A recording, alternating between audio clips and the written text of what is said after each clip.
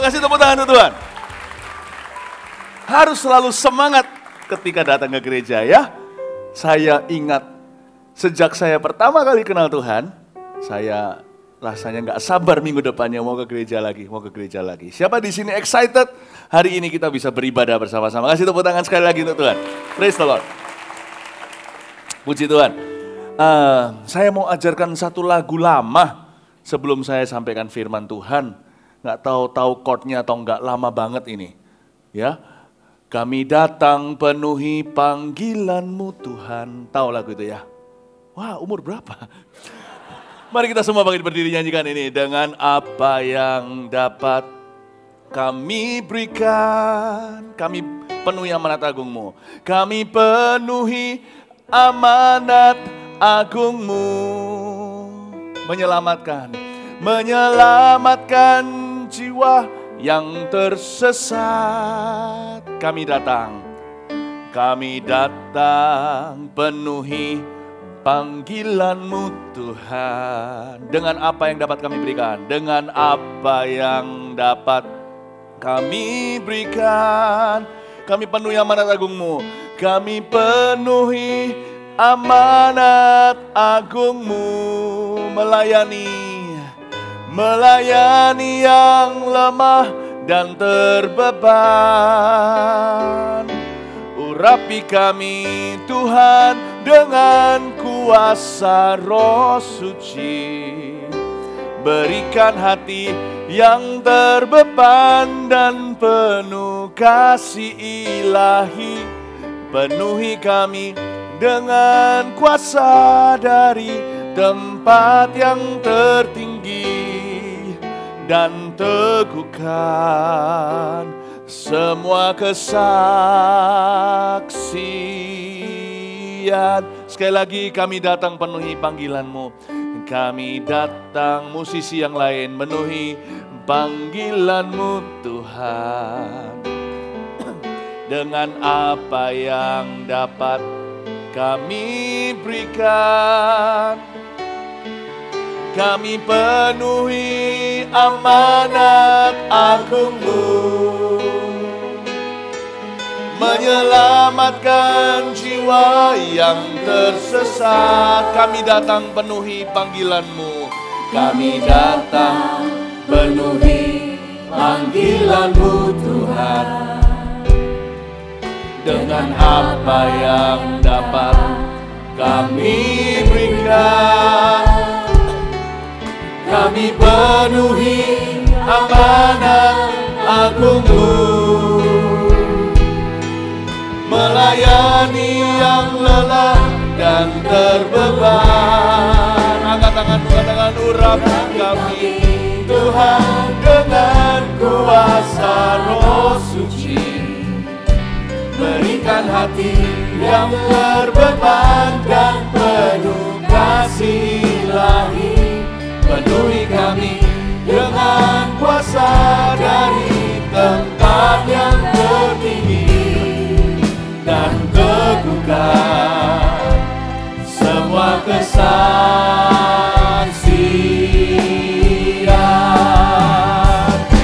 Urapi kami Tuhan dengan kuasa Roh Suci. Berikan hati yang terbeban dan penuh kasih ilahi. Penuhi kami dengan kuasa dari tempat yang tertinggi. Dan teguhkan semua kesaksian.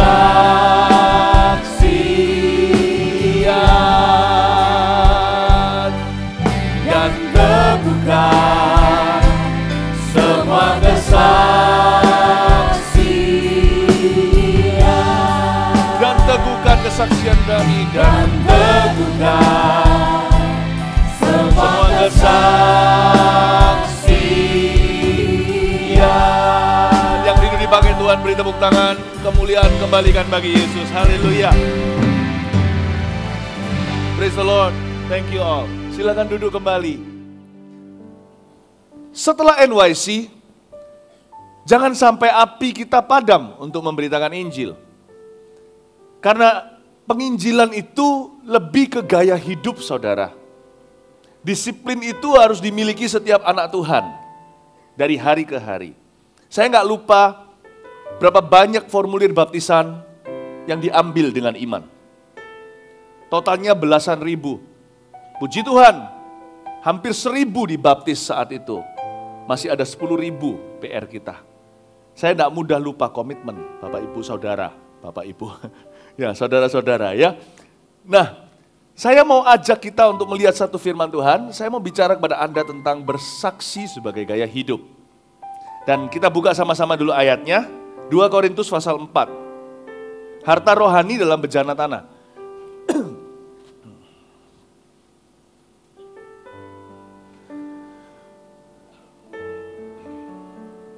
2 Korintus 4 ayat 1 sampai 15 kita akan bahas. Mari kita siap-siap untuk membacanya, berhenti di mana ingatkan saya. Sebab saya bisa berhenti di mana saja untuk menjelaskan sesuatu kepada saudara. Harta rohani dalam bejana tanah. Ayat pertama. Oleh kemurahan Allah, kami telah menerima pelayanan ini. Karena itu kami tidak tawar hati. Stop di situ. Pelayanan apa ya maksudnya? Paulus berkata kami menerima pelayanan ini. Kalau kita baca 2 Korintus, ada kata-kata seperti kami menerima pelayanan pendamaian ini dari Tuhan. Sebagaimana Allah mendamaikan dunia ini lewat anaknya, sekarang kamilah yang membawa berita pendamaian itu kepada semua orang. Jadi kita langsung tahu bahwa inilah pemberitaan Injil atau bersaksi itu. Namun kita lihat sekarang sesuatu yang sering dilupakan oleh anak-anak Tuhan. Saya sering bicara topik ini sehingga banyak orang mengira saya suka bicara tentang jiwa-jiwa. Seolah-olah itu pilihan saya. Tidak saudara, kalau Anda dan saya sungguh-sungguh menghargai keselamatan kita, kita tidak bisa tidak akan selalu berbicara tentang keselamatan orang lain. Tidak bisa tidak, karena kita adalah orang yang berhutang selama-lamanya. Oleh karena itu ayat ke-1, ayat pertama dibuka dengan perkataan oleh kemurahan Allah. Berarti kita menerima cuma-cuma, berikan dengan cuma-cuma pula. Ketika Petrus dan Yohanes ditangkap sama mahkamah agama, mahkamah agung Yahudi saat itu, mereka diperingati, jangan pernah kalian memberitakan Injil lagi, alias zaman sekarang bahasanya kristenisasi. Cuman belum dipakai kata itu karena kata Kristen baru dipakai setelah umat Tuhan dibentuk di Antioquia. Yerusalem belum ditemukan kata itu, Kristen. Tapi mereka disuruh hentikan memberitakan Injil.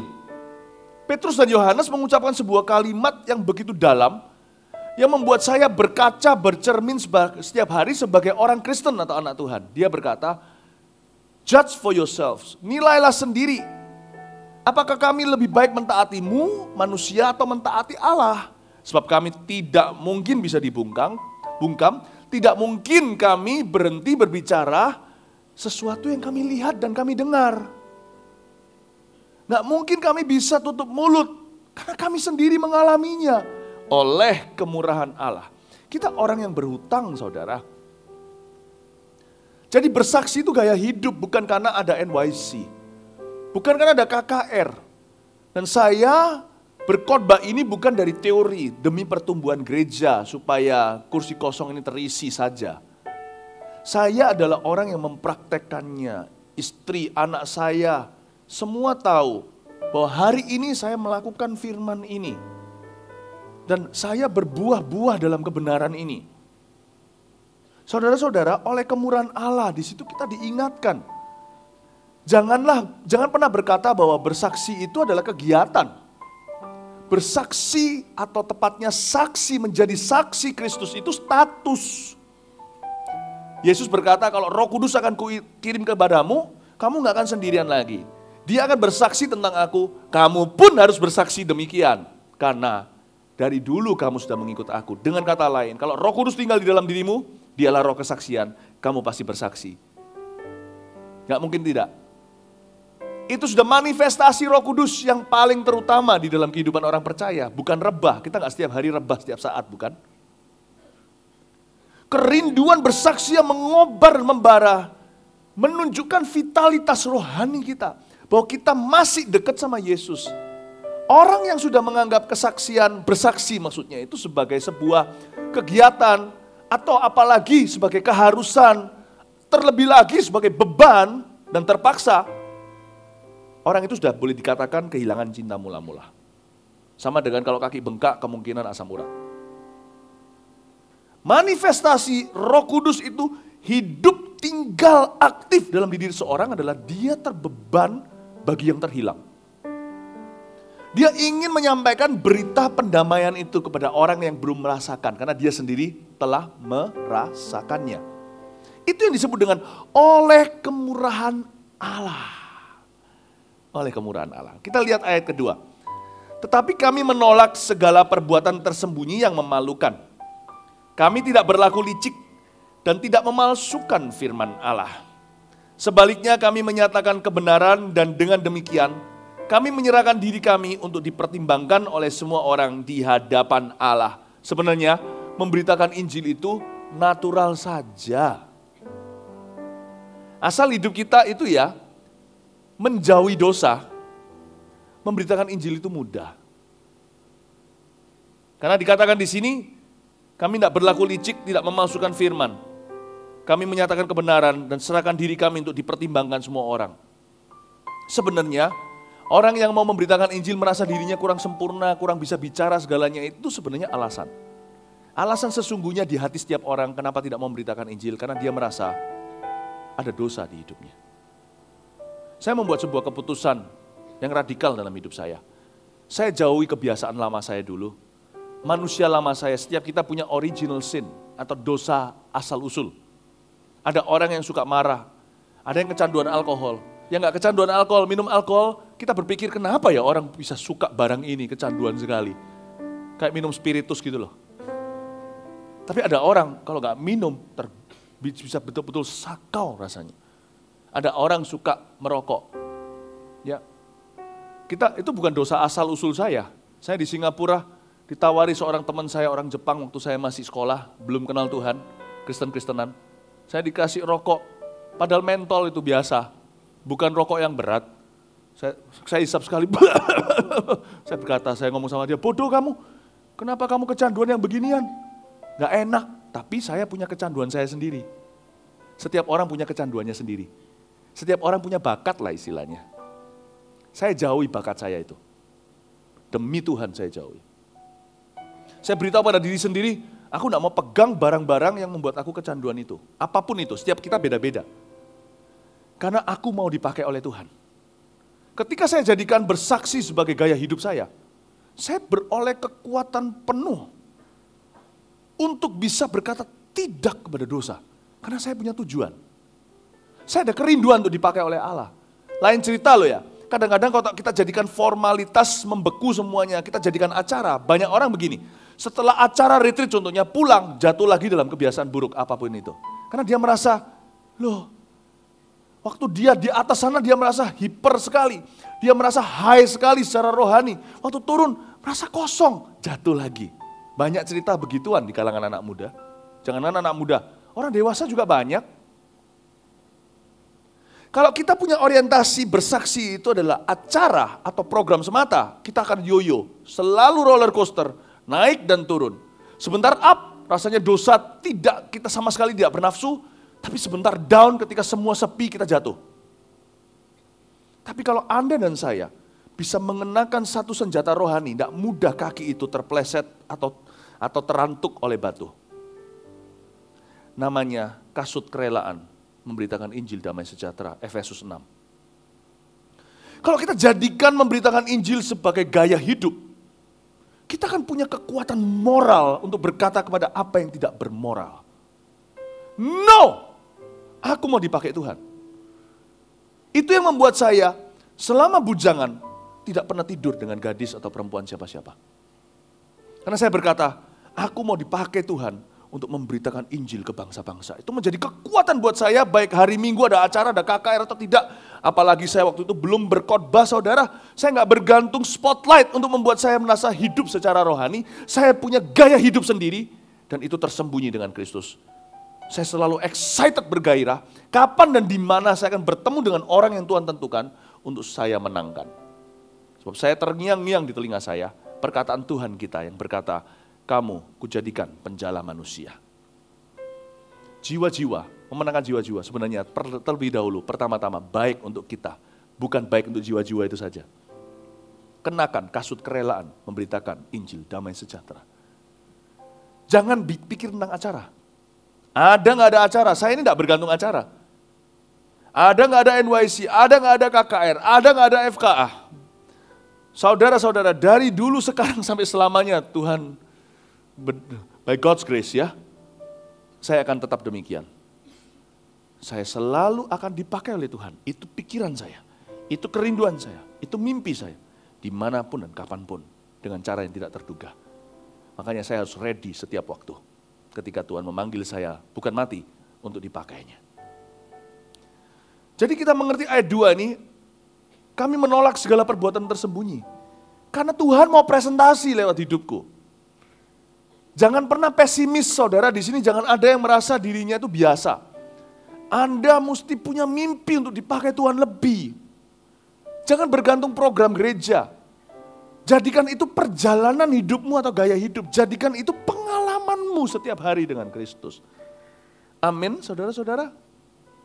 Ya. Jadi orang yang selalu pikirannya, orientasinya opportunity. Selalu punya kesempatan, bahkan dalam kesempitan. Pulang gereja jangan langsung pulang. Miliki sebuah kebudayaan baru dalam kerajaan sorga. Sebab warga negaramu bukan hanya Indonesia, tetapi sorgawi. Pulang itu langsung mikir, lihat siapa yang bisa Anda doakan. Saya selalu excited gitu loh. Bisa nggak, mungkin nggak ya hari ini saya tumpang tangan seseorang sekalipun nggak ada FKA. Ini sudah jadi kebiasaan saya sejak saya belum apa-apa. Teman saya yang sakit mungkin, teman saya yang lagi menderita, seorang yang lagi kesepian. Saya datang bukan dengan agenda saya untuk pinjam uang atau untuk memuaskan hawa nafsuku. Saya pikir gimana hari ini saya bisa jadi berkat buat orang lain. Itu kekristenanku. Bagaimana dengan kekristenanmu? Selesai gereja itu paling sensitif, itu paling peka. Karena semua orang lagi, ya. Saya langsung tanda kutip cari mangsa. Saya lihat orang yang sedih, saya hampiri, saya berkata, bisa saya doakan kamu. Dia lihat saya, kamu bukan pendetanya kok. Ya nggak apa-apa, hanya doa saja. Nggak apa-apa kan? Oh iya boleh, saya doakan, jadi berkat. Saya doakan sesuatu terjadi. Selalu rindu untuk dipakai Tuhan. Dan selalu curious seperti anak kecil, rasa-rasa penasaran. Kira-kira Tuhan mau pakai aku kayak apa ya hari ini ya? Sambil jaga hati loh ya. Sebab dalam mendekati orang, hati-hati lawan jenis. Jangan mencoba menawarkan untuk membimbing, nanti pulangnya bimbing-bimbingan. Dan bukan juga demi keuangan. Pastikan hati itu murni. Asal hatimu murni, tak ada maksud tersembunyi, kata ayat 2 tadi. Anda boleh eksplorasi. Saya masih ingat waktu pertama kali saya tumpang tangan sama orang-orangnya bergetar, saya bilang, wow, sakti ya tanganku ya. Tuhan bisa pakai aku ya, padahal saya bukan pendeta. 8 tahun pertama kehidupan saya dalam Tuhan, tak pernah pelayanan panggung saudara. Tidak pernah pelayanan panggung yang berarti lah maksudnya. Kalau pelayanan panggung naik ke atas, ada tali digulung-gulung, udah biasa setiap minggu itu saya di sana. Saya doain satu orang, tiba-tiba ada satu yang rebah. Saya terkejut, wow kok bisa ya? Jadi kecanduan ingin dipakai Tuhan. Ayo, tidak ada batasan. Setelah program ini selesai, doa berkat, Anda bebas tanya seseorang, injilin seseorang, hampirin satu orang yang baru, hiburkan dia, beri kata-kata nubuatan tanpa harus bergetar-getar, berkata Tuhan berkata. Anda bisa kasih ayat, saya kok merasa saya harus perlu ngasih kamu ayat Roma 12 ya, ayat 1. Semoga jadi berkat buat kamu ya. Besoknya minggu depannya bilang sama kita, ayat itu tepat seperti yang aku butuhkan. Wow, luar biasa. Padahal kita ya coba-coba loh ya. Kita ya bukan dengar suara Tuhan gimana. Come on, be excited. Church is where you meet people. Gereja adalah tempat di mana kita bertemu orang. Dan ini kesempatan kita dipakai Tuhan. Kalau di gereja aja kita takut, di luar kita juga semakin ketakutan. Latihannya di sini dulu. Dari sini ke sana nanti. Amin saudara-saudara. Ayat 3. Lihat ini. Jika Injil yang kami beritakan masih tertutup juga, maka ia tertutup untuk mereka yang akan binasa. Wah sedih ya, ini kata-kata kok pesimis sekali ya. Yaitu orang-orang yang gak percaya. yang pikirannya telah dibutakan oleh ilah zaman ini sehingga mereka tidak melihat cahaya Injil tentang kemuliaan Kristus yang adalah gambaran Allah. Sebab bukan diri kami yang kami beritakan, tetapi Yesus Kristus sebagai Tuhan. Dan diri kami sebagai hamba-Mu karena kehendak Yesus. Ayat ini dimulai, ayat 3-5, dengan pesimis sekali. Kalau ada orang yang kami beritain Injil, dia nggak terima Tuhan, ya sudah, itu salahnya sendiri. Istilahnya gitulah ya. Atau dia dibutakan dengan ilah masa kini. Yang penting pokoknya Kristus yang kami beritakan, bukan diri kami sendiri. Maksudnya apa di sini? Ini bukan ayat pesimis, karena nanti setelah ini kita baca ayat berikutnya, optimis kembali. Ayat ini bicara tentang oyotnya, akarnya, motivasi memberitakan Injil itu apa? Suatu hari, saya ini kan selalu gini, kalau jalan sama Tuhan itu selalu akan netralisirkan hati kita ketika mulai agak, bukan salah lah, mulai sedikit keluar dari sasaran Allah. Saya seringkali diperkenalkan sebagai seorang yang dalam masa mudanya membawa 100.000 orang, ratusan ribu orang kepada Kristus. Meskipun itu bisa jadi benar, meskipun itu bisa jadi statistik dan fakta. Tuhan tahu hati saya. Suatu hari Tuhan uji saya seperti Tuhan menguji Abraham, tapi nggak separah itu, anak harus diserahkan. Tapi Tuhan tanya sama saya satu pertanyaan, hati-hati gini loh, kalau sama Tuhan bicara itu ya, jangan selalu lempar pertanyaan ke dia, mengapa, selalu belajar percaya dulu. Ya, tanya yang perlu. Sebab kalau Tuhan sekali tanya sama kita nggak bisa jawab loh. Pertanyaan Tuhan itu hebat tenan. Orang Farisi lemparin dia pertanyaan, digagalkan, dipatahkan, dikalahkan. Sekali Tuhan kasih pertanyaan hubungan dengan Daud kok bisa begini. Daud menyebut Mesias itu Bapak Allahku. Kok bisa begitu? Padahal dia adalah anaknya, mati kutu. Orang Farisi nggak bisa menjawabnya. Tuhan kalau tanya, kalau Anda tahu itu dari Tuhan atau enggak, pertanyaannya susah dijawab. Saya ditanya begini suatu hari, Philip, anakku, jikalau suatu hari engkau memberitakan Injil dan tidak ada lagi jiwa-jiwa yang meresponi Injil yang kau beritakan, masihkah kau memberitakan Injil? Tiba-tiba Tuhan kasih saya, melihat dengan cepat, lewat gitu aja. Penglihatan yang begitu cepat. Saya berkhotbah dengan otot saya keluar di sini. Ya. Dulu saya sebelum memberitakan, waktu saya masih jauh lebih muda, saya nggak punya otot di sebelah sini. Sekarang kalau saya agak ngotot sedikit, otot ini keluar di sini. Nggak ada sebelumnya. Ini otot dari khotbah. Dari tahun 2000 trip to hell itu. Ada sebuah otot kalau Anda perhatikan di sini keluar. Kalau saya khotbah. Sekarang masuk lagi. Dan saya melihat otot saya, urat maksudnya di sini keluar. Saya berkhotbah, waktu saya berkata, lepaskan, tak ada satupun yang maju. Terus cepat dan Tuhan berkata, jikalau itu terjadi, masihkah engkau akan memberitakan Injil? Dan sebelum kau menjawabnya, apapun jawabanmu, beritahu kepadaku, kata Tuhan, alasannya. Wow, susah. Hati-hati jawabanmu. Engkau berkata, enggak apa-apa Tuhan. Sungguhan nanti enggak ada yang meresponi. Ketika engkau berkata, baik kuserahkan Ishak, hati-hati siapa tahu pisau itu menancap dan Tuhan tidak berkata hentikan. Saya berpikir keras, saudara. Why I preach the gospel? Is it for my glory? Or is it because it is easy? Apakah itu demi kemuliaan saya atau karena memang memberitakan Injil sementara ini sekarang mudah? Why do you preach the gospel? Because people accept it? Kenapa Anda memberitakan Injil? Bersaksi sama orang lain. Karena orang lain menerimanya? Karena mudah? Atau karena demi kemuliaanmu? Lihat, aku bawa 2 orang loh. 2 orang dibaptis di NYC. Apa kerinduanmu bercampur dengan egomu? Atau kerinduanmu murni demi Tuhan? Wah, jawabannya susah. Saya salah jawab, bisa-bisa diambil urapan. Saya bilang, enggak apa-apa Tuhan. Sekalipun enggak ada yang memberitakan, enggak ada yang meresponi aku, enggak apa-apa. Sungguhan besok enggak ada yang meresponi gimana? Urat keluar sia-sia. Saya jawab sama Tuhan, setelah saya renungkan saya bilang begini. Tuhan, jikalau tidak ada seorang pun lagi yang meresponi altar call-ku, tak ada orang lagi yang menerima Injil yang kuberitakan kepada mereka, hamba tetap akan memberitakan Injil. Karena, jangan lupa Tuhan minta alasannya, karena Injil adalah kesukaanku. Karena Injil yang menyelamatkanku. Injil adalah kekuatan Allah, Roma 1:16, untuk menyelamatkan orang berdosa pertama-tama saya. Nabi Nuh memberitakan ratusan tahun. Tidak ada yang meresponinya. Dia terus beritakan dan tetap bangun bahtera. Dan yang meresponinya mengecewakan sekali, hanya hewan. Bayangin kalau Anda khotbah, yang ngangguk-ngangguk hanya monyet tetangga. It is the gospel that I love. Then I love the souls. Injil yang kucinta, baru setelah itu jiwa-jiwa.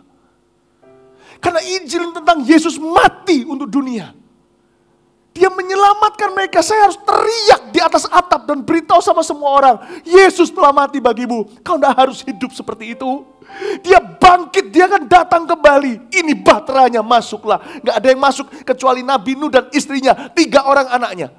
Dan 3 orang mantunya masuk dalam bahtera, lalu hujan turunlah.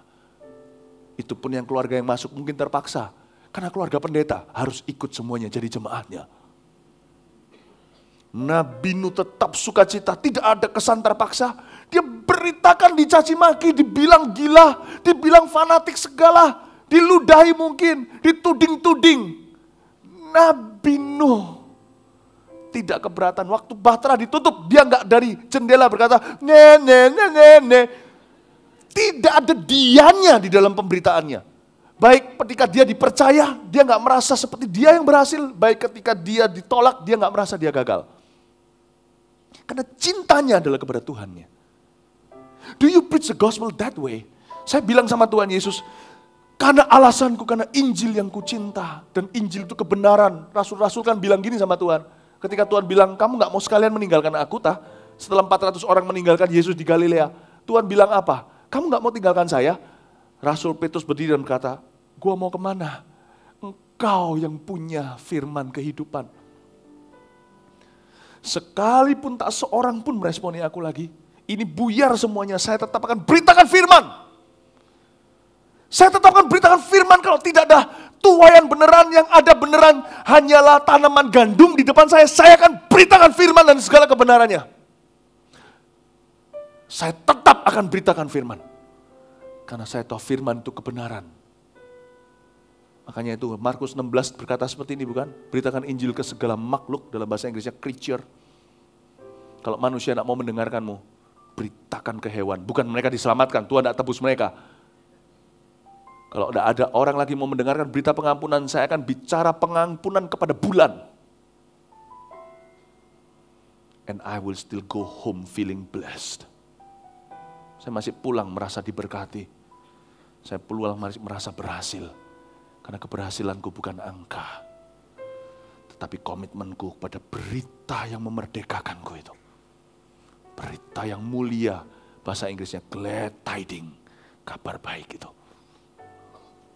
Amin, saudara-saudara. Do you have such heart? Do you have such heart? Tuhan suatu hari bicara sama saya sesuatu. Saya nggak GR loh ya, ngomong begini.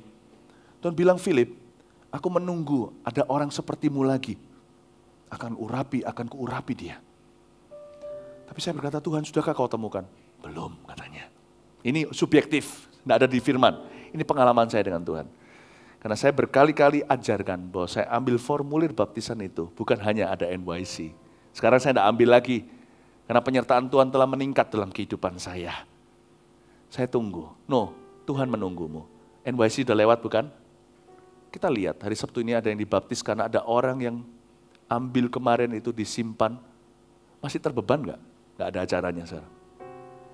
Masih ada nggak terbeban? Saya dulu belum NYC, waktu tahun 2000 di sini, 98 tepatnya. Belum pendeta di sini, belum mimpin saudara, mimpin siapa-siapa, saya di Jawa Tengah. Saya bawa formulir itu, tak ada orang yang cek kontrol saya, tidak ada KPK. saya dengan disiplin inisiatif sendiri, karena rindu dipakai oleh Kristus, tak ada satupun lembaran kuning yang di tanganmu dulu lembaran putih biru, sia-sia di tanganku. Jadi 300 jiwa hingga hari ini. Sebelum saya khotbah hari ini, tadi siang, pagi, saya baptis sendiri 2 orang, yang dua-dua dari orang-orang tidak beragama Kristen. Buah kami bersama, kita menangkan tadi di bawah saya baptis. Saudara-saudara, Tuhan menunggumu. Ini perkataan Tuhan kepada saya, aku menunggu seseorang sepertimu padahal engkau sudah, anakku Philip, kamu sudah berkali-kali kasih hint sama mereka. Ceritamu ini gak baru, sudah berkali-kali, sudah belasan tahun di Mawar Sharon kamu selalu bilang aku ambil formulir baptisan, aku ambil formulir baptisan, aku sobek, gak ada satupun sia-sia, 300 segalanya. Nggak. Siapa yang tergerak? Adakah yang menirumu? Adakah yang ikut jejak kakimu? Kalau yang mau mengikutmu caramu khotbah banyak. Mau melihat sukses pelayananmu, mau meniru, tidak sedikit. Tetapi adakah yang meniru suksesmu ketika kamu belum berhasil di mata manusia? Ketika kamu masih berada di belakang padang rumputmu, membunuh bukan Goliat, tetapi beruang dan singa. Ketika kamu belum jadi seperti hari ini, ketika kamu ikut aku diam-diam belum ada yang memuji. Adakah terbeban untuk niru suksesmu dulu? Lebih banyak terbeban nilai suksesmu, niru suksesmu sekarang. Karena mereka melihat, wow, banyak kemuliaan. Dengan itu dielukan. Tapi yang rahasia 300 itu ketika engkau ikut dengan aku, itulah suksesmu pertama sesungguhnya. Sisanya bonus semua. Adakah yang niru itu? Tuhan bilang sama saya, belum. Belum. Sayembara dibuka. Monggo silahkan. Come on. Sekarang saya jelaskan isi hati saya. Mengapa Injil? Why the gospel? Saya tidak punya harta lain kecuali Injil. Semuanya itu akan hilang suatu hari. Percayalah, uang akan lenyap cepet banget mau hilang itu uang. Kita tumpuk miliaran, sekali kena kanker, kemoterapi, habis semua. Cepet banget menguap, apapun itu juga. Cinta manusia. Pujian orang, cepet aja menguap.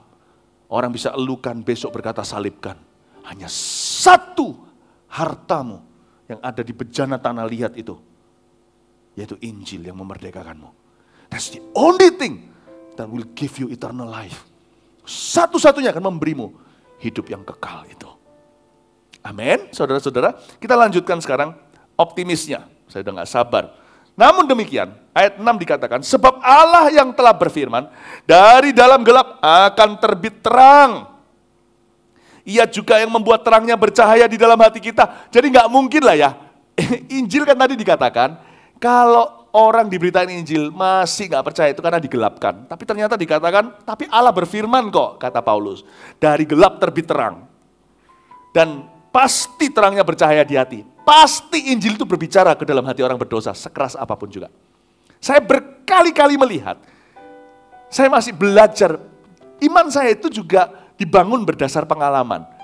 Ketika orang berkata mustahil gak mungkin, saya lihat tiba-tiba orang itu terima Tuhan, yang gak meresponi bertahun-tahun, lalu terima Tuhan. Saya jadi semakin percaya Tuhan. Saya lihat, segelap apapun bisa jadi terang kok. Kalau saya jadi lihat, ternyata Injil itu mempan kok di hati orang paling berdosa sekalipun, paling gelap sekalipun.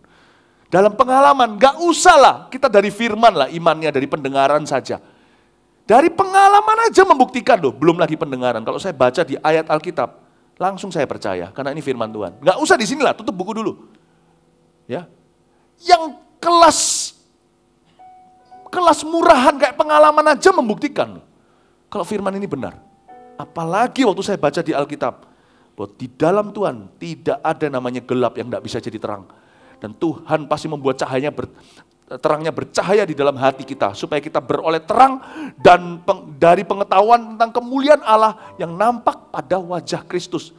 Tuhan pasti bicara sama orang berdosa. Amin. Tetapi harta ini, sekarang lihat ya, ayat 7. Kami punyai dalam bejana tanah liat, supaya nyata bahwa kekuatan yang berlimpah-limpah itu berasal dari Allah, bukan dari diri kami. Nah, Saya mulai masuk ke dalam wilayah di ayat 7 sampai ke bawah, 7 sampai 15, masuk ke wilayah yang saya sebut sebagai penyertaan, perkenanan, dan upah dari Allah. Saya ulang lagi, mulai ayat 7 ke bawah, saya mulai bicara tentang penyertaan Allah, perkenanannya, dan upah darinya akibat menjadikan bersaksi gaya hidup kita. Ada upahnya. Di ayat ini dikatakan, harta ini dalam bejana tanah liat. Saudara-saudara jangan salah mengerti, harta ini bukan bicara tentang hubungan kita dengan Kristus saja. Tapi pelayanan ayat pertama, pemberitaan Injil itu harta dalam kehidupan orang percaya. Ini bukan bicara tentang hubungan kita dengan Tuhan. Hubungan kita dengan Tuhan sudah aman. Kita nggak usah memberitakan Injil. Kita nggak seperti sebuah aliran seperti Saksi Yehova contohnya. Sebenarnya yang mereka anut percaya adalah kalau mereka harus memberitakan berita itu agar supaya mereka bisa diterima, supaya mereka bisa diselamatkan. Jadi memberitakan Injil mereka, bagi mereka, berarti keselamatan jiwa. Kita enggak loh ya.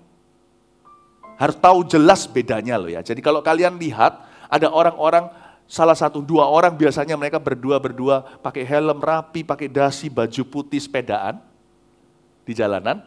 Itu yang saya maksudkan. Mereka orangnya baik-baik, pinter-pinter, tapi tidak sama loh ya pengajarannya dengan kekristenan. Meskipun sama-sama ada Yesusnya. Anda harus jangan salah ngerti.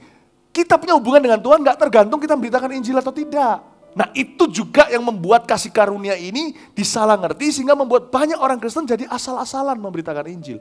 Karena kita nggak tergantung, kita nggak termotivasi. Karena kita baru termotivasi kalau kena sengat sedikit ujung api neraka.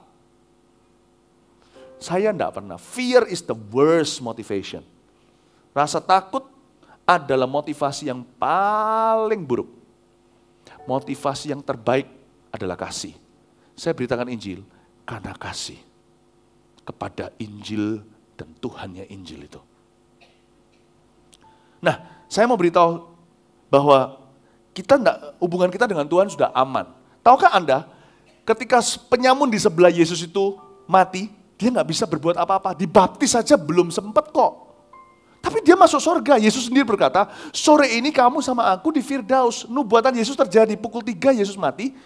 Tapi kan itu masih belum petang. Itu masih siang. Tuhan bilang petang ini, Tuhan punya nubuatan terjadi. Karena penyamun itu baru mati, karena fisiknya kuat. Kalau Yesus kan bukan karena meninggal dunia, karena dia serahkan nyawa. Kalau penyamun kan nyawa bukan milik mereka, milik Tuhan. Jadi ketika mereka masih kuat, si orang-orang Roma itu memukul tulang kering mereka di kaki mereka itu supaya mereka patah dan tidak bisa tarik nafas, mati dengan cepat karena besok Sabat. Paham maksud saya? Jadi Tuhan nubuatannya tepat. Petang ini kamu tutup nyawa, ketemu aku langsung di Firdaus. Bayangin, tidak pernah beritakan Injil, baptis saja belum pernah, mengasihi, mengembalikan, karena mereka berdua adalah robbers. Supaya Anda tahu kriminal apa yang disalibkan di samping Yesus, mereka berdua adalah perampok. Bukan pemerkosa, bukan pembunuh, mungkin dalam merampok membunuh siapa tahu, tapi mereka merampok. Belum bisa kembalikan seperti Sakeus, mereka udah aman. Saya harus beritahu secara fair-fairan, Anda tidak usah beritakan Injil sampai mati. Tetap masuk surga. Tapi tahukah Anda, Alkitab menyebut ada 2 macam mahkota. Yang satu namanya mahkota kebenaran, penyamun itu dapat. Mahkota kebenaran, itu bicara dibenarkan karena iman, karena percaya kepada Yesus, kitab Roma. Anda tidak perlu berbuat apa-apa, you are justified by faith in Christ. Engkau dibenarkan karena iman kepada Kristus. Tapi ada satu mahkota, tak semua orang pakai, saudara. Penyamun itu pasti tidak punya. Apa implikasinya punya mahkota ini di surga atau enggak? Suatu hari di kekekalan, kita tahu jelas. Tapi pasti ada perbedaannya. Wong di dunia aja perbedaan antara orang fasik dengan orang benar aja ada. Di surga pasti ada perbedaannya. Saya enggak mau mendahului Tuhan maupun firman Tuhan. Saya enggak mau berimajinasi, pokoknya pasti ada perbedaannya. Yang satu namanya mahkota kemuliaan. Mahkota kemuliaan diberikan berdasar ketaatan. Itu yang disebut Tuhan, aku memberikan kepada setiap orang menurut perbuatannya. Itu yang disebut Tuhan, Di kitab Daniel contohnya. Bahwa orang-orang yang menuntun banyak orang ke dalam kebenaran akan bersinar seperti bintang. Ada pepatah berkata, setiap orang yang membawa satu jiwa menambahkan sebuah permata di atas mahkotanya. Tidak seperti saksi Yehova, itu keselamatan bagi mereka. Bagi kita, ada bedanya di upah, saudara. Ada bedanya di favor Tuhan. Itu benar. Makanya Tuhan sudah memberitahu hint dari dulu, memberikan bocoran dari dulu. Siapa kehilangan nyawanya, tidak mempertahankannya untuk Injil. Dan untuk Injil, dia akan memperolehnya. Siapa mempertahankannya? Kehilangannya. Ada bedanya. Ada perbedaan. Mahkota kemuliaan tidak diberi ke semua. Dan tidak semua orang punya takaran yang sama. Karena itu, firman Tuhan dengan jelas berkata, berbanyak sekali hint di dalam Alkitab ini. Lihat ini, harta ini kami punya dalam bencana tanah. Lihat, Paulus berkata, pelayanan pendamaian ini hartaku. Ayat 8, dalam segala hal kami ditindas, namun tidak terjepit. Jangan lihat kehidupan rasul susah, bukan loh ya. Ini kehidupan normal manusia, kita semua pasti pernah terjepit. Orang sekaya apapun, mampu apapun, kalau kita baca ini rasanya nggak mau aku beritakan Injil, nggak mau jadi rasul nggak rasul. Orang kalau hujan, mana ada zaman seperti dulu majalah Bobo dan Yuwita, hujannya cuma lokal saja. Kalau hujan basah semua. Ini ya fakta hidup manusia, ayat 8 seterusnya yang kita baca. Tapi yang membuat Paulus berbeda, dia punya harta dalam bejana tanah liatnya. Ada pembelaan Tuhan dalam diri orang yang memberitakan Injil. Ayat 8, dalam segala hal kami ditindas namun tidak terjepit. Kami habis akal namun gak putus asa. Ada kekuatan, the joy of the Lord is my strength. Kami dianiaya namun tidak ditinggalkan sendirian. Ketika dianiaya selalu dikasih Tuhan teman. Ya gimana enggak? Ambasador kerajaan sorga. Martir pun, pernah dengar ceritanya para martir? Kalau diizinkan Tuhan itu karunia untuk bisa mati untuk Tuhan. Mereka itu mati untuk Tuhan itu pun dengan mulia terjadi kemuliaan. Saya dengar satu cerita martir, saya dulu waktu sekolah Alkitab, saya baca di library saya. Saya beruntung waktu itu sekolah Alkitab di library-nya penuh. Saya baca tentang martir. Ketika saya mulai ragu tentang iman saya, ketika saya mulai bimbang dengan panggilan saya bukan bimbang panggilan, tapi saya melihat dunia, jadi saya seperti goyah. Saya baca itu, ada sebuah cerita martir itu ketika dibakar hidup-hidup. Dia menyanyikan sebuah lagu himnal, saya lupa himnalnya apa. Dia berkata, aku melihat api itu waktu dia dibawa, dilempar ke dalam api itu. Dia berkata, aku seperti masuk ke pintu gerbang emas dengan permata. Dia nggak lihat api. Dia melihat itu sebagai gerbang surga. Gila nggak? Luar biasa nggak? Dan martir itu memegang sebuah bunga di tangannya. Bunga seperti ini, karena dia satu-satu yang dia bisa pegang. Kalau ada ceritanya lah, saya ini pelupa. Pokoknya dia sempat pegang sebuah kembang. Mungkin dikasih sama satu orang seperti Yesus ketika sebelum mati kan ada orang yang memberi dia minum juga. Ada yang ngelap wajahnya. Tuhan tunjukkan dia dianiaya tapi ditemani. Dipegang. Orang ini terbakar ludes karena apinya besar. Ajaib, heran bin ajaib. Di dalam api itu, di tangannya, kembang itu tetap fresh. Saya baca itu, saya nangis di library. Saya berkata, Tuhan, waktu itu saya belum punya keluarga, maksudnya papa mama sudah punya, saudara punya, tapi istri anak belum punya, jadi saya bisa egois berdoa begitu, sekarang gak bisa. Saya bilang, let me die like this. Saya nangis dari bimbang melompat, saya nangis, let me die like this. Tapi Tuhan pernah sekali ketika lagi terjadi kerusuhan. Pada waktu saya ada di Ungaran, terjadi gendrang-gendrangan, gendrang apa? Saya mendengar dekat, saya kira nyawa saya sebentar lagi akan melayang waktu lagi kerusuhan. Tahun 98, Solo lagi hancur-hancuran. Saya cuma di sebelahnya Solo. Itu arah-arahan datang. Tuhan bilang di hati saya, tidak semua orang darahnya cukup bersih jadi martir. Tuhan bilang, don't even think about it. Saya dihardik sama Roh Kudus. Karena saya mulai takut, jangan sampai saya mati hari ini. Let me Jeven dulu. Tuhan bilang sama saya, jangan GR. Mati bagi aku itu keuntungan. Emangnya kamu seberuntung itu? Saya malu, Saya nangis. Saya berkata, Tuhan ampuni aku. Kenapa aku harus takut? Emangnya aku seberuntung itu? Ada di sini yang takut. Aku takut ke gereja hari ini. Takut dikasih 1 miliar. GR. Aku takut ke gereja hari ini. Jangan-jangan orang sebelah aku kasih rumahnya. Oh, jangan GR. Mati untuk Tuhan itu lebih untung dari itu. Dari sini kita tahu, oh my goodness. Kami di ayat 10, kami senantiasa membawa kematian Yesus dalam tubuh kami, supaya kehidupan Yesus juga menjadi nyata di dalam tubuh kami. Sebab kami yang masih hidup ini terus-menerus diserahkan kepada maut karena Yesus, supaya juga hidup Yesus menjadi nyata di dalam tubuh kami yang fana ini. Maka demikianlah maut giat di dalam diri kami dan hidup giat di dalam kamu. Paling tidak cuma disuruh mati daging, saudara. Mati bagi pikiran terkutuk, takut memberitakan Injil itu sebagai beban lagi. Itu yang Tuhan bilang, itu aja yang perlu mati. Aku tidak butuh darahmu sebagian besar di sini, atau mungkin semua, tak akan pernah mati martir, saudara.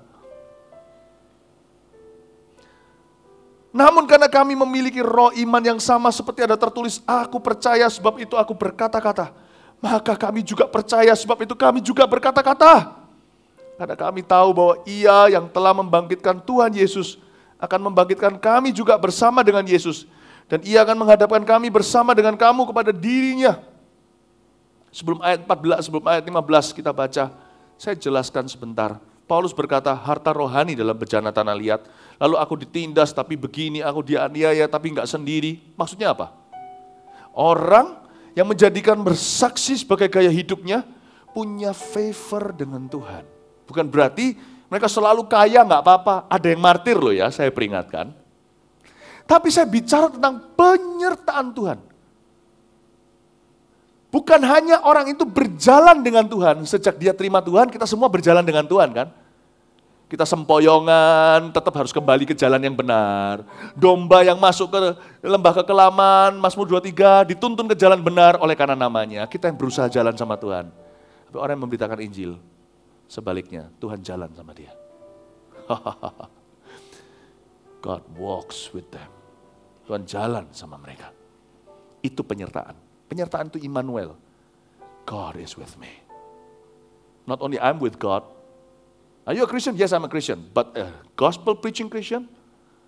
Not only you are with God, you are walking with God. God is walking with you. Penyertaan Allah. Melalui semua masalah up and down hidup ini, Paulus berkata, aku disertai. Wah. Perkenanan Allah. Penyertaan itu Tuhan jalan sama kita. Perkenanan itu Tuhan beritahu, Tuhan itu beritahu bumi dan langit untuk menghargai kita. Itu perkenanan Allah. Rasanya seperti pohon-pohon di hutan semuanya angkat tangan dan memberi hormat sama kita ketika kita lewat. Itu perkenanan. Ada wibawa, bumi langit disuruh menghormati kita. Itu tidak sama dengan penyertaan. Perkenanan itu seolah-olah Tuhan hipnotis keliling kita. Bukan berarti semua nice sama kita, karena kita juga dipanggil untuk sengsara. Kita juga dipanggil untuk menderita bagi Kristus, bukan? Minimal penderitaan yang kita alami, penderitaan mental harus dialami, karena kita mungkin dikucilkan, dikata-katai, mungkin kita ditolak, dunia ini gak friendly sama kita. Tapi benar, Tuhan akan menyuruh bahkan musuh kita pun tersungkur sama kita dan berkata bahwa kita dikasihi oleh Tuhan suatu hari. Satu, perkenanan, penyertaan, perkenanan. Lalu ada upah, saudara-saudara. Jadi gini, tunggu sebentar. Kadang-kadang ya, saya merasa saya ini dari waktu ke waktu, saya ngerasa seperti saya ini diperlakukan spesial.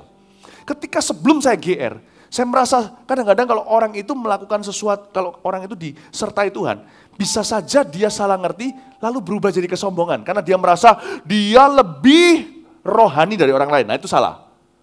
Ketika kita merasa kita lebih berharga dari orang lain, nah itu salah. Karena Alkitab mengajarkan kita di kitab Roma, diajarkan di Perjanjian Baru, diajarkan berkali-kali dengan berbagai pengajaran untuk kita memikirkan orang lain lebih tinggi daripada diri kita sendiri.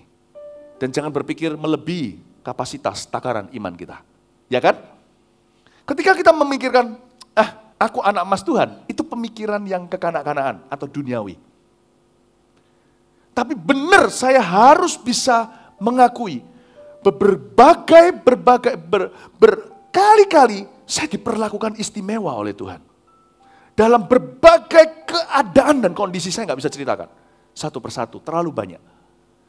Dan kalau saya harus menemukan satu alasan di samping bahwa itu semua hanyalah anugerah Allah, saya berani katakan, kalau memang ada satu faktor yang bisa saya sebut sebagai pemicunya, saya hanya bisa katakan karena saya bersaksi akan Kristus. Berkali-kali, sampai anak saya sendiri bisa memperhatikan hal itu. Kalau anak sendiri memperhatikan, berarti sesuatu. Kalau jemaat yang memperhatikan, jemaat nggak lihat hidup kita kan. Kita bisa dari khotbah menciptakan kesan. Sama dengan orang di Twitter, Facebook segalanya, rasa lebih rohani dari sesungguhnya. Kata-katanya rohani, ketemu, waduh mengecewakan. Kalau keluarga itu nilai yang sesungguhnya. Anak saya ngomong gini, Daddy, bisa nggak suatu hari aku disertai seperti Daddy? Bisa nggak? Tentunya saya bilang, bisa, sekarang pun kamu sudah disertai. Tapi saya akan ajari sambil dia berdiri, sambil dia dewasa. Untuk dia melayani agenda Allah, bukan agendanya sendiri. Siapa kehilangan nyawa, memperoleh nyawanya dari Tuhan. Baik itu cerita-cerita sederhana seperti plane harus take off, tunggu. Berbagai macam hal yang nggak mungkin, sampai hal-hal yang detil kecil-kecil itu loh. Rasanya kok saya merasa seperti VIP ya. Ketika saya mulai GR, saya mungkin mau jadi sombong atau apa, Tuhan ingatkan. No, it's not because of the tanah liat. Bukan karena tanahnya. Bukan karena bejananya. Karena harta di dalammu. It is that ministry in you that makes all our angels to go with you. Karena ministry itu, saya bilang ministry bukan program gereja loh ya. Tapi kebiasaan. Oleh karena ministry itu, oleh karena pelayanan itu, pelayanan pendamaian itu yang terus kau jalankan dan kerjakan itu, mengerjakan keselamatan kata Filipi, aku menyertaimu. Seluruh malaikatku menyertaimu. Tuhan itu lucu. Pernah dengar orang cerita Tuhan itu lucu? Saya berkali-kali ya, Tuhan itu juga mengerti hidup berkeluarga. Karena Tuhan Yesus itu, saya itu kamsyah. Tuhan itu pernah hidup dalam keluarga soalnya. Lain cerita kalau Tuhan tiba-tiba dibesarkan seperti Tarzan. Oleh gorila atau serigala gitu kan, gak punya perasaan. Tuhan ngerti apa artinya jadi anak. Tuhan ngerti apa jadi kepala keluarga sekalipun. Tuhan Yesus kita bukan manusia yang kawin mengawinkan. Seperti manusia yang kawin mengawinkan. Dia tahu gimana caranya take care mama, manula. Dia take care adik-adiknya. Dia disuruh pulang ke rumah. Tuhan ngerti keluarga, saya puji Tuhan tuh ngerti. Jadi kalau saya lagi liburan, Tuhan gak ganggu. Kalau saya sudah janji sama anak saya, tidak tanda kutip penginjilan, saya betul-betul hanya dengan anak saja, Tuhan gak ganggu loh. Aneh, kayak kami pergi ke liburan keluarga tak lama yang lalu. Itu aneh sekali. Sepanjang selama 2 minggu waktu liburan lebaran kemarin yang lama, saya tidak ada pelayanan kecuali tiap hari hanya melayani di kaki Tuhan, bangun tidur, anak keluarga masih tidur, saya berbahasa lidah, saya baca Alkitab, udah gak ada pelayanan. Saya janji sama anak saya, no ministry. Hari terakhir waktu itu, ini di luar negeri, kami datang untuk urusan lain, tiba-tiba diatur Tuhan ketemu di gereja lagi perayaan 3 tahun, waktu itu di sebuah tempat yang seharusnya tidak banyak gerejanya, udah saya sebut di Jepang waktu itu. Ketemu, ngobrol-ngobrol segalanya. Hari terakhir kami punya liburan, selalu diisi ada jiwa yang dimenangkan. Dan itu bukan karena saya berkhotbah, karena saya jalan sama Tuhan. 2 orang, satu dari Osaka, satu lagi orang pokoknya orang Jepang, dua-dua. Dan berkata, I want to know Jesus. Saya ngomong 5 menit, dia nangis, saya doakan. Saya bilang sama anak-anak saya, kids enggak apa-apa ya, ini hari terakhir soalnya, Tuhan breakthrough kayak begini. Tuhan seperti beritahu sama saya, sudah selesai liburmu, cutimu sudah selesai, sekarang kerja lagi.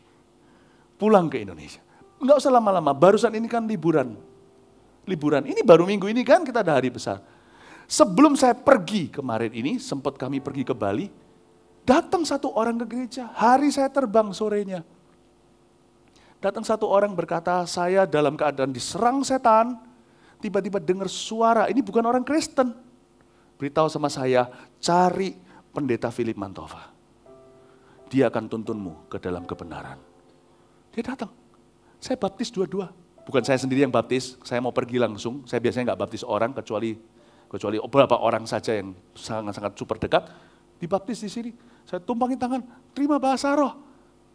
Dari 2 orang yang datang, 50% terima bahasa roh. Yang 1 belum. Puji Tuhan, terus pulang nih. Saya baru pulang nih kemarin. Dari Bali. Pulang. Tadi pagi. Kapan pulangnya ya? Kemarin ya. Kemarin pulang. Langsung disambut dengan 2 baptisan lagi di bawah. Sebelum liburan, dan baru pulang liburan, selalu cerita dalam keluarga kami, selalu dicepit dengan orang terima Tuhan. Lewat pelayanan kami, lewat kehidupan kami. Selalu dicepit begini. Dan ini tidak diganggu gugat sama Tuhan. Sana kia-kia. Tuhan itu tahu musim. Karena itu orang di sini berkata, aku sekarang udah punya anak, gak bisa nginjil apa segala itu alasan. Alasan. Saya tidak menangkan orang jago kandang, cuma bisa altar call di gereja doang. No. Hidup kami penuh dengan cerita itu. Tanggal 27 September waktu saya ulang tahun kemarin itu, saya masih ingat. Wah, ini itu kan, kemarinnya NYC tanggal 26-nya. 27-nya saya khotbah kebaktian jam 10 pagi hari Minggu. Sorenya mesti disuruh datang lagi sama Pak Yusuf supaya didoakan gereja sama dinyanyiin happy birthday. Saya nggak mau lah, udah cukup sekali. Ya, saya juga biar yang khotbah juga anak-anak rohani, banyak pastor yang datang ke sini. Udah, saya istirahat capek banget tuh NYC itu. Ya mereka pelajar lompat-lompat ya kan. Saya juga lompat-lompat, tapi saya bukan pelajar. Nah, itu sebabnya saya butuh waktu untuk recovery. Akhirnya malamnya kita pergi keluar, diajak makan sama ada pastor-pastor itu diajak makan juga oleh satu keluarga dan beberapa keluarga. Siapa sangka penutupan ulang tahun saya dapat kado dari Tuhan untuk saya karena terjadi di ulang tahun saya, tapi sebenarnya kado dari saya untuk Tuhan juga. Karena semuanya kan untuk kemuliaannya. Kita lagi makan, istri saya ngobrol-ngobrol sama satu orang, keluarga daripada GM sebuah hotel besar sekali di China. Bicara, terima Tuhan saya dipanggil, sini. You close the deal. Ya kan? Siapa suruh? You yang pendeta. Ya kan? Istri saya yang nabur, saya yang nuai. Saya datang beritahu sama dia, amin terima Tuhan. Tahu nggak? Saya kira ini cuma asal-asalan, terima Tuhan cuma di meja makan. Oh my goodness, dia bukan orang Indonesia. Dan dari sejak hari itu hingga hari ini, kalau sekarang teks saya selalu berkata, saya lahir baru. Siapa yang ajari dia bilang, dia born again? Dia ngomong sendiri, ini bukan orang Kristen. I'm born again. Waktu ngomong begitu, saya kaget. Saya kira ini cuma sungkan basa-basi. Enggak. Selalu gitu hidup kami. Jalan sama Tuhan. Selalu ada. Lalu apa upahnya? Ayat terakhir kita selesai di sini. Saya mau beritahu sama Anda bahwa itu gaya hidup, bukan tergantung NYC. NYC udah lewat tuh. Itu cuma makan malam biasa. Ayat 15, sebab semuanya, ini kita baca bersama-sama ayat 15, 1, 2, 3. Sebab semuanya itu terjadi oleh karena kamu, supaya kasih karunia yang semakin besar, berhubung dengan semakin banyaknya orang yang menjadi percaya, menyebabkan semakin melimpahnya ucapan syukur bagi kemuliaan Allah. Wow, ini loh ayat 15 upah. Petrus tanya, apa upahnya aku mengikutmu? Saya beritahu ada upahnya. Mungkin orang tidak akan memberi Anda tepuk tangan. Saya kalau nggak ceritakan Anda juga nggak tahu. Saya nggak cerita ini besok dan kapan, cuma cerita di sini karena digerakkan. Kita nggak dalam bisnis untuk cari kemuliaan, masukin kredit-kredit kemuliaan ke sini, tidak. Mungkin juga Anda tidak akan dapat uang, terima kasih pun tidak. Ya, tapi ada upahnya apa? Di sini. Semakin besar supaya kasih karunia semakin besar berhubung semakin banyaknya orang menjadi percaya. Semakin banyak orang percaya Yesus, kasih karunia semakin besar. Dan paling tidak ini upahnya kalau kita cinta Tuhan. Semakin melimpah ucapan syukur bagi Allah. Saya nggak bisa bayangkan, nggak usah kasih upah apa-apa aja cukup memuaskan kok. Tahu bahwa orang itu sekarang kenal Tuhan. Mungkin sekarang ketika saya bicara, tangan orang itu sedang terangkat dan berkata, terima kasih Tuhan untuk baptisan siang ini tadi. Mungkin orang yang dibaptis tadi pagi ini berkata, terima kasih dengan air mata, berkata, I love you Jesus. Cukup bagiku. Semakin banyak ucapan syukur bagi kemuliaan Allah. Belum lagi nanti keluarganya yang diselamatkan. Potensinya besar, teman-temannya pun diselamatkan. Wow. Tapi paling tidak saya beritahu ada satu upah. Bayangin, gini, orang itu gak usah kasih upah apa-apa. Orang itu gak jadi ke neraka masuk surga aja, udah hati ini loh, terima kasih. Gak bisa mari-mari, terima kasih di sini. Udah. Tapi kalau memang kita perlu tahu upahnya apa, saya beritahu. Catat baik-baik. Ada sukacita sorgawi di hati kita. I cannot explain that. Ini ada satu sukacita yang direservasi hanya orang yang beritakan Injil. Yang tidak memenangkan siapa-siapa. Tak akan mengerti apa yang saya katakan. Dicatat teori bahasa Yunani sekalipun, Ibrani, Anda tidak akan pernah merasakan. The joy. Seolah-olah Tuhan sekarang bicara sama kita, masuklah dalam kebahagiaan Bapakku. Hai hambaku yang baik. Padahal kita belum kelar ya, belum selesai tugas kita di dunia ini, di bumi ini. There is this joy. Sukacita sorgawi. Belum lagi nanti suatu hari saya bayangkan ketemu di sorga orang-orang itu. Wow, what a joy. Catat, cara menginjil pribadi seperti ini. Saya bekali Anda, simple saja. 1, 2, 3, 4. Ambil catatan, buka smartphone Anda. Asal bukan buat chatting, Anda bisa tulis di catatan Anda. 1, cara kita personal evangelism ya. 1, memulai dengan sebuah pertanyaan sederhana. Anda selalu bisa tanya pertanyaan sederhana. Kayak saya lakukan itu di Tokyo kemarin kan. Where do you go if you died today? Tapi ya jangan diam-diam, out of the blue, nggak tahu dari mana, datang ke orang di stasiun sana, bahas, hey, kemana kamu pergi kalau kamu mati? Orangnya bilang, kamu cari mati, gitu ya.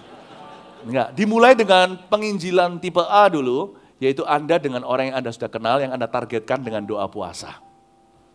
Anda janjian kayak janjian sama dokter gitu, hari Rabu malam atau hari Rabu siang, waktu nanti makan siang break kantor. Kalau Anda sudah kenal kan orang enggak terancam. Anda bisa tanya, kemana kamu pergi kalau kamu mati? Sorry ya, aku mau tanya kamu ini sudah lama, sorry kalau dianggap lancang. Anda bisa basa-basi dulu. Toh basa-basi itu perlu karena itu santun. Sorry ya, ini sudah mengganggu sekali pertanyaan ini. Bukannya aku merasa lebih suci atau lebih holy, tapi izinkan saya tanya ini, tolong jawab sejujur-jujurnya. Kemana kamu pergi kalau kamu mati? Kita sudah berteman sekian lama, aku gak pernah berani tanya ini. Orang biasanya menghargai. Oh gak apa-apa, kalau dia jawabannya ke surga, selalu tanya. Kalau Anda kan tahu sebagai orang benar, Anda tahu bahwa orang itu benar gak?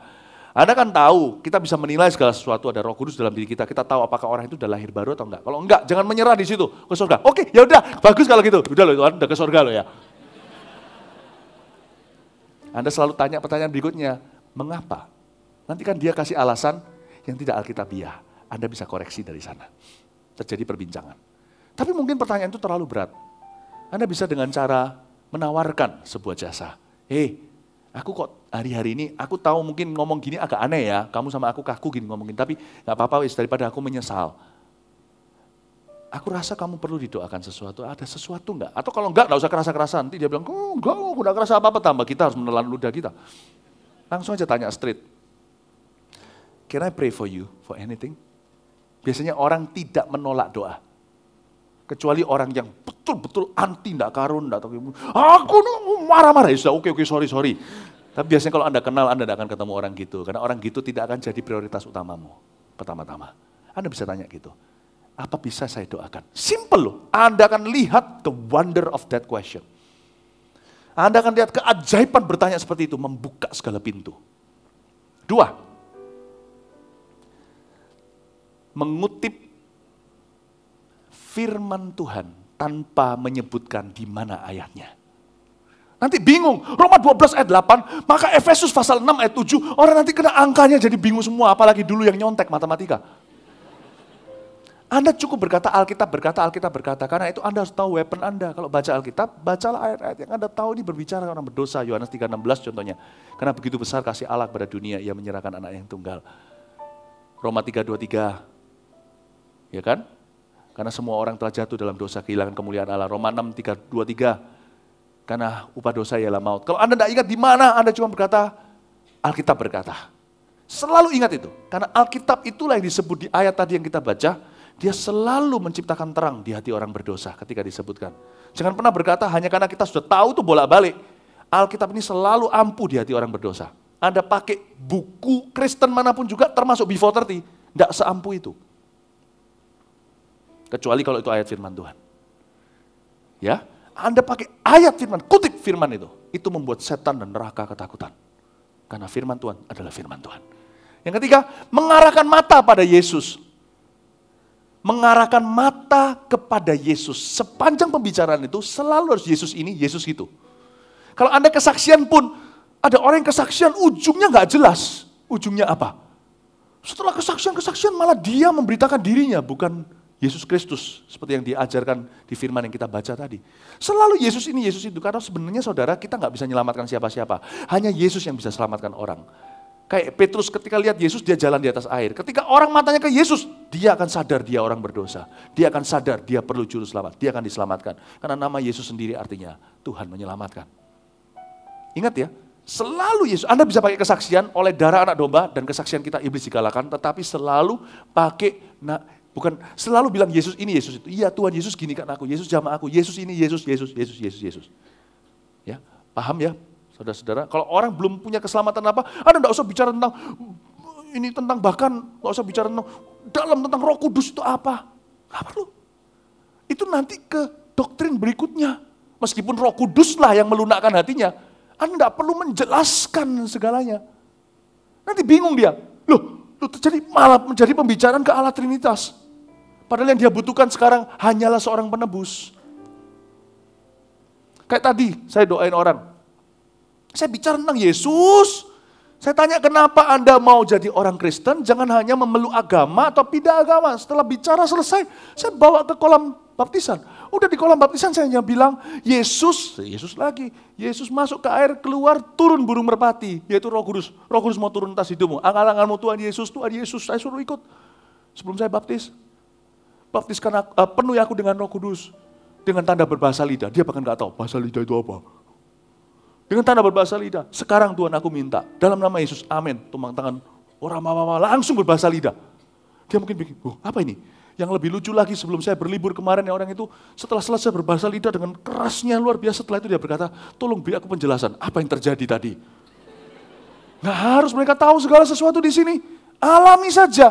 Yang penting harus tahu di sini, Yesus menyelamatkan mereka. Sometimes we talk too much unnecessarily. Udah? 3. Keempat, terakhir. Mendorong sebuah respon iman. Minimal, apa saudara? Terima Yesus dengan mengikuti doa pertobatan. Doa pertobatan harus harus melibatkan, mengajari orang itu mengakui Yesus adalah Tuhan, dia mati bagi dosanya, dan bangkit pada hari ketiga. Udah. Mendorong iman apalagi, yang sebelum saya pergi ke Bali kemarin, waktu saya ngobrol sama dia datang gak siap pakaian. Saya bilang, ayo dibaptis sekarang. Saya try my luck, kata orang dunia, mencoba keberuntungan saya tarik lebih lagi, ternyata dia mau. Saya selalu mendorong respon iman, saya gak berhenti sampai dia berbahasa lidah. Orang biasanya terlalu gampang menyerah, berhenti di tengah. Saya enggak, ayo baptis. Kalau sama saya, full package. Nggak setengah. Dorong respon iman. Langsung dibaptis. Kalau dia di kantor ya jangan dibaptis langsung di kantor. Buat atur, jangan sampai lepas. Amin, saudara-saudara. Oke, 4 ini Anda catat baik-baik. Yang satu apa? Memulai dengan, langsung dicatat, hebat. Wow, multimedianya. Memulai dengan pertanyaan sederhana. Mengutip firman Tuhan tanpa sebutkan di mana ayatnya. Mengarahkan mata pada Yesus, mendorong sebuah respon iman. Kasih tepuk tangan Tuhan. Mari kita semua bangkit berdiri. Kami datang penuhi panggilan-Mu Tuhan. Come on, let's sing. Dengan apa yang dapat kami berikan, kami penuhi amanat agung-Mu. Menyelamatkan jiwa yang tersesat. Kami datang penuhi panggilan-Mu Tuhan. Dengan apa yang dapat kami berikan, kami penuhi amanat agung-Mu. Melayani yang lelah dan terbeban, urapi kami Tuhan dengan kuasa Roh Suci. Berikan hati yang terbeban dan penuh kasih ilahi. Penuhi kami dengan kuasa dari tempat yang tertinggi, dan teguhkan semua kesaksian. Sekali lagi, kami datang penuhi panggilan-Mu. Kami datang penuhi panggilan-Mu Tuhan, dengan apa yang dapat kami berikan. Kami penuhi amanat agung-Mu, melayani yang lemah dan terbeban. Kami datang penuhi, kami datang penuhi panggilan-Mu Tuhan, dengan apa yang dapat kami berikan. Kami penuhi amanat agung-Mu, menyelamatkan jiwa yang tersesat. Urapi kami Tuhan dengan kuasa Roh Suci. Berikan hati yang terbeban dan penuh kasih ilahi.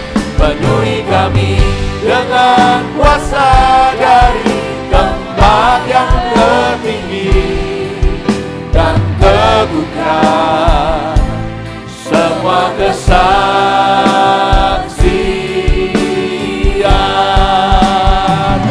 Urapi kami Tuhan dengan kuasa Roh Suci.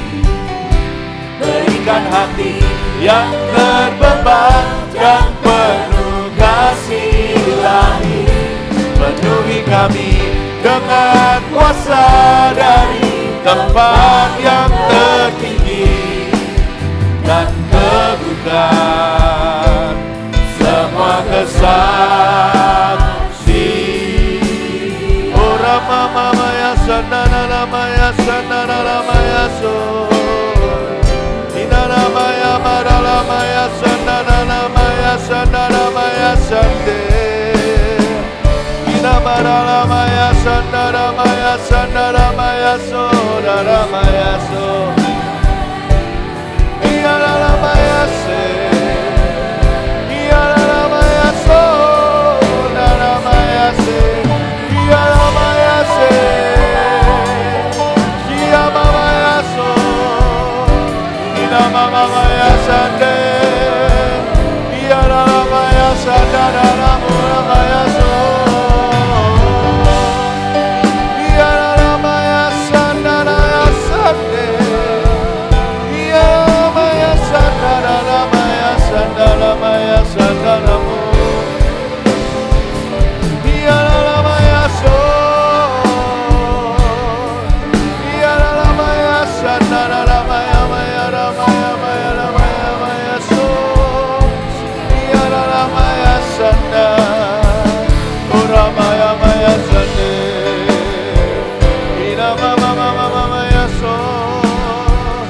Biarkan firman ini menemukan tanah yang gembur, tanah yang baik untuk ditaburi. 30, 60, 100 kali ganda jiwa-jiwa akan terjadi. Ya Tuhan, lewat kehidupan jemaat Pro-M. Ya Tuhan, buat jemaat Pro-M bertumbuh dalam kasih karunia, dalam penyertaan dan perkenanan Allah. Upah besar menanti mereka. Biar mereka bersinar bercahaya seperti bintang terang, membawa banyak jiwa berjalan kembali dalam kebenaran, untuk menemukan kebenaran itu, yaitu Kristus, lewat mulut, lewat hidup mereka, teladan mereka. Urapi kami semua, urapi Tuhan. Ora magabataya sanana mataya si. Ina mata gamaya sanana mataya sanana ma. Ora mama aku berdoa ya Tuhan. Untuk murid-murid-Mu yang taat, murid-murid-Mu yang akan bekerja di ladang Tuhan. semua. Pakai kami semua untuk menabur dan pakai kami semua untuk menuai. Ya Tuhan, di hari-hari ke depan, Pro-M bangkit menjangkau orang-orang yang terhilang, mereka yang dicari oleh Tuhan, domba-domba yang tersesat, mutiara yang terhilang. Oh Rama-Gama-Gama ya Syadalam, oleh kemurahan Allah kami cinta, we love you, the gospel. The gospel is the power of God to save. Oh Rama-Gama-Gama ya Se, oh Rama-Mama ya Syadalam ya Se, Rama-Rama ya Syadalam. Bangkitkan kami, maafkan kami, seringkali hati kami mati, kami tidak mengerti, kami lebih melihat, merasakan orang dan respon orang, bukan kerinduan Tuhan. Orang mama ya sanda, nama ya sanda, biar nama ya sanda, nama ya sanda. Orang mama ya sanda, nama ya sanda, nama ya sanda. Rapi kami Tuhan dengan kuasa Roh Suci, berikan hati yang terbeban dan penuh kasih ilahi. Penuhi kami dengan kuasa dari tempat yang tertinggi dan teguhkan semua kesaksian.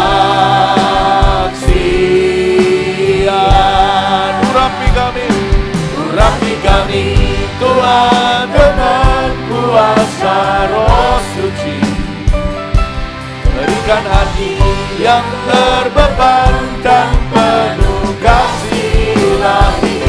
Penuhi kami dengan kuasa dari tempat yang tertinggi dan teguhkan semua kesaksian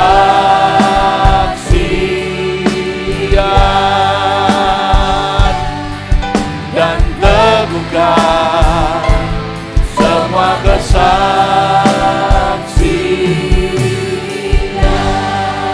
Mari kita angkat tangan kita sama-sama. Terima kasih Tuhan Yesus.